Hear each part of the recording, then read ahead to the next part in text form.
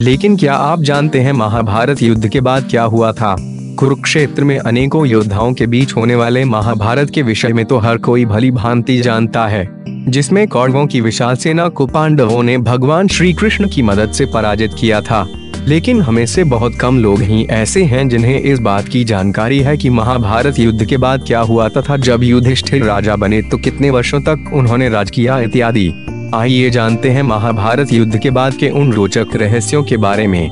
महाभारत युद्ध के बाद युधिष्ठिर को हस्तिनापुर के राजा के रूप में घोषित किया गया।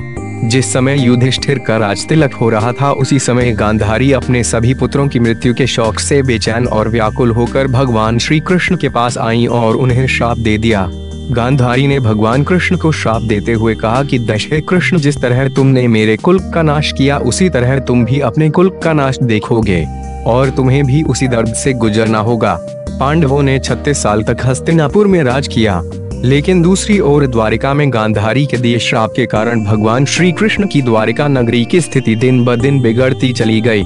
इन सब से छुटकारा पाने के लिए भगवान श्री कृष्ण पूरे यादव वंश को प्रभास ले आए, लेकिन वहां भी श्राप के कारण संपूर्ण यादव वंश एक दूसरे के खून के प्यासे हो गए। हालात इतने बिगड़ने लगे कि पूरा यादव वंश ही खत्म हो गया। इस विनाश लीला को रोकने के लिए भगवान श्री कृष्ण ने काफी प्रयत्न किए, किंतु सब व्यर्थ। एक दिन की बात है कि भगवान श्री कृष्ण किसी वृक्ष के नीचे विश्राम में थे। उस समय किसी शिकारी ने भगवान कृष्ण पर ही निशाना साध दिया। क्योंकि भगवान ने मृत्यु लोक में जन्म लिया था, इसलिए इस मनुष्य रूपी शरीर से एक दिन उन्हें दूर होना ही था। अतः भगवान श्री कृष्ण ने अपना देह त्याग दिया और बैकुंठ धाम चले गए। यह सब होने के बाद युधिष्ठिर को व्यास जी ने सारी बातें बताते हुए कहा कि अब आपके जीवन का उद्देश्य खत्म हो चुका है।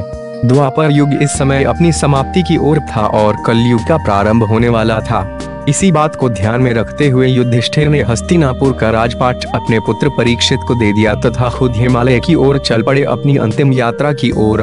युधिष्ठिर के साथ उनके चारों भाई भी और साथ ही द्रौपदी भी उनके साथ चल पड़ी। हिमालय तक पहुंचने के रास्ते काफी कठिनाइयों से भरे थे।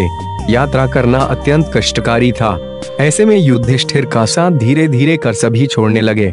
शुरुआत द्रौपदी से हुई तथा सबसे अंत में भ्राता भीम ने अपना देश त्याग दिया। इसके पीछे कारण था घमंड से उपजी अलग अलग तरह की परेशानियां। सिर्फ धर्मराज युधिष्ठिर ही ऐसे पुरुष थे जो शरीर सहित स्वर्ग तक पहुंच पाए। इस पूरी यात्रा में धर्मराज के साथ एक कुत्ता भी था। जैसे ही युधिष्ठिर और वे कुत्ता स्वर्ग के दरवाजे पर पहुंचा, कुत्ता यमराज बन गया। दरअसल वह कुत्ता यमराज ही थे जो पूरे रास्ते कुत्ते के रूप में धर्मराज युधिष्ठिर को स्वर्ग का रास्ता दिखा रहे थे।